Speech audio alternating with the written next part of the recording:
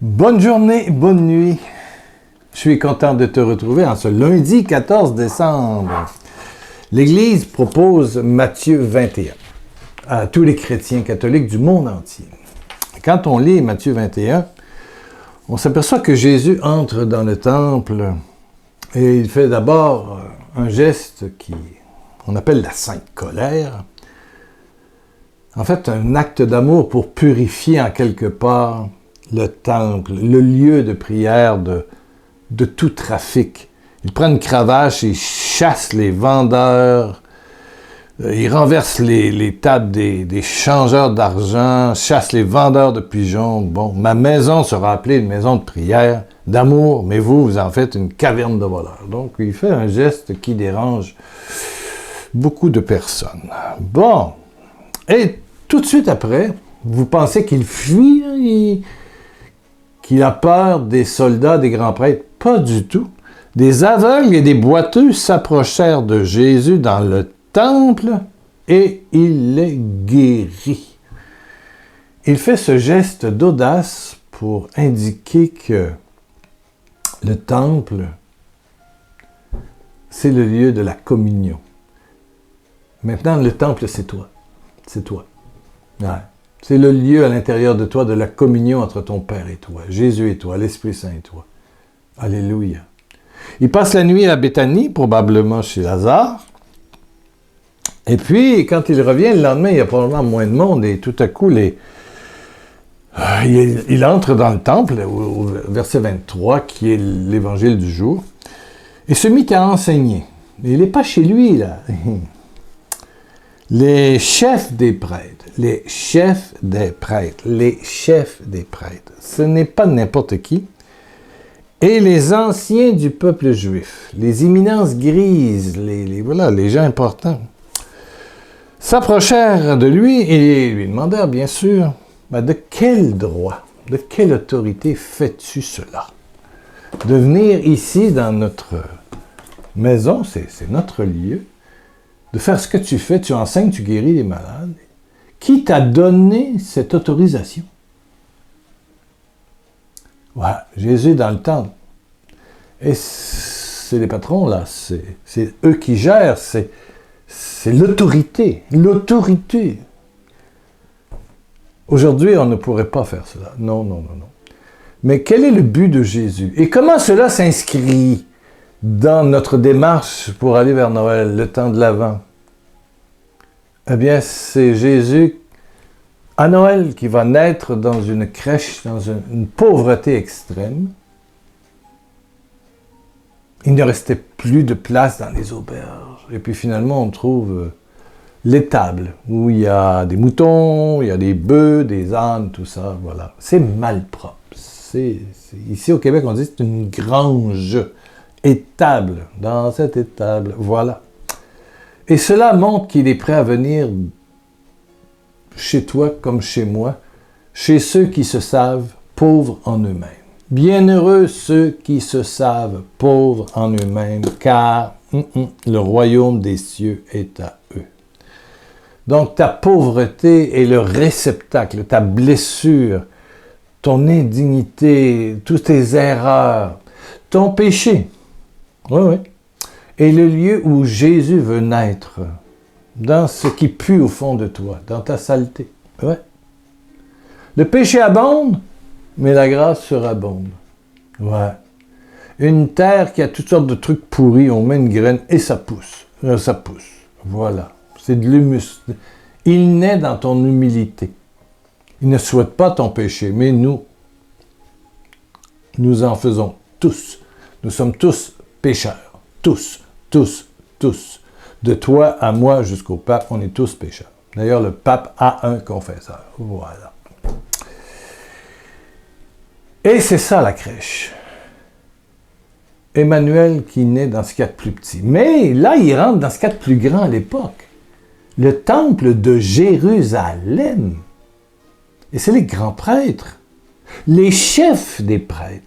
Les chefs des grands prêtres, et les anciens, les éminences grises. Pour moi, ça a un message absolument prophétique. Que tu sois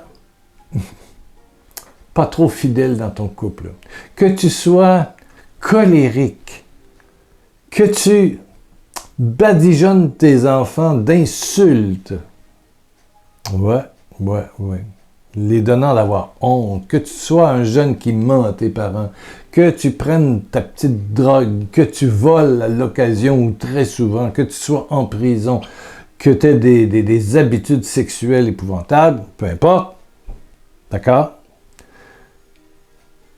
Jésus te dit, j'ai le goût de naître en toi, j'ai le goût de créer une relation d'intimité avec toi et de te donner une nouvelle liberté, de retrouver une vie remplie d'un beau bonheur. Je pense que le seul mot, c'est beau bonheur. Un chrétien, c'est quelqu'un qui vit un beau bonheur. Il y a Jésus, il y a la grâce, il y a des fleuves d'eau vive qui coulent de son cœur. Voilà, c'est ça. Mais là, Jésus va voir ceux qui prétendent ne pas avoir besoin nécessairement de miséricorde. Ils sont parfaits. Il va voir l'autorité, avec le risque de se faire mettre en prison, accusé, torturé et mis à mort. Il le sait, il l'annonce, il le dit à ses apôtres. Pour moi, c'est l'ampleur. On peut voir que oui, il s'occupe des malades, mais il va s'occuper des malades spirituels, religieux. Oui, ils sont malades, ils croient voir, mais ils sont aveugles. Ouais. Il s'approche et on voit dans tout le Matthieu 21 comment il va les interroger, les inviter à se retourner vers l'amour, vers le cœur. Ils sont centrés sur la loi, la morale, et puis si tu manques, slink, punition, le jugement, le rejet. Tu n'es pas de Dieu, allez, dégage. Ou on te lapide. Tu te mets en prison, on te lapide. On te crucifie. Ou enfin, c'était la méthode romaine, mais peu importe. Il va chez l'autorité, direct, face à face, audacieusement, sachant très bien que la mort, lui, l'attend. Qu'ils ne vont pas endurer cela. Mais certains vont changer, dont Nicodème, entre autres, qui faisait partie de la haute autorité. Eh oui. Pour moi, c'est un grand acte d'amour, pour les petits, comme pour les autorités religieuses. Et je sais qu'il y a des prêtres, des pasteurs protestants, je sais, même des gens qui travaillent au diocèse, dans les diocèses qui m'écoutent. Je le sais, vous m'avez écrit, merci. Eh bien, Dieu vous offre cette même amitié. Une aventure d'intimité, de chaleur, de bonté. Et c'est la communion, la relation chaude que Dieu veut établir avec toi et que tu acceptes qui nous donne le salut. Eh oui. Et c'est pas nos performances morales, pas du tout. Non. Seul l'amour restera. Oui.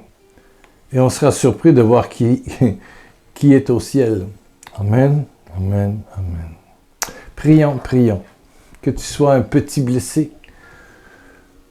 ou que tu portes, comme les grands prêtres, l'habit sacerdotal ou le titre de diacre, prêtre, évêque. Voilà. Je prie pour toi aujourd'hui. Absolument.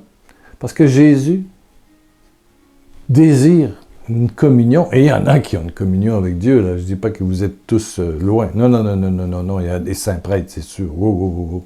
Il y en a d'autres qui sont plus des fonctionnaires de la morale. Voilà. Et vous reconnaissez. Et vous ne m'aimez pas. C'est pas grave, je vais prier pour vous. Pas grave. Père éternel, par Jésus, touche tous ceux qui font un culte, mais ce culte n'est pas reçu parce que leur cœur est loin de toi. Tu le dis, tu veux des adorateurs en esprit et en vérité, en pauvreté et en soif d'amour. Amen, Père, merci. Pas juste des gens qui dirigent l'Église, mais il y a aussi des chrétiens très pratiquants. Alléluia, alléluia. Merci Seigneur de faire fondre notre orgueil spirituel, nos prétentions, pour nous faire découvrir le pauvre au fond de nous, le petit, l'enfant.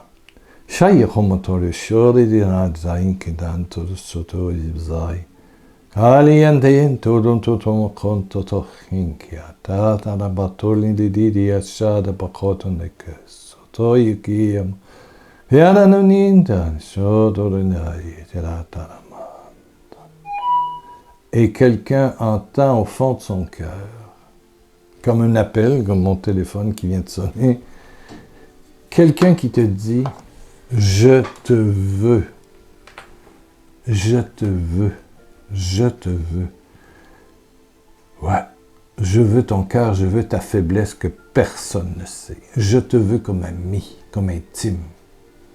Je te désire. Cette personne se reconnaît. Gros bisous. À demain mardi pour une autre petite réflexion.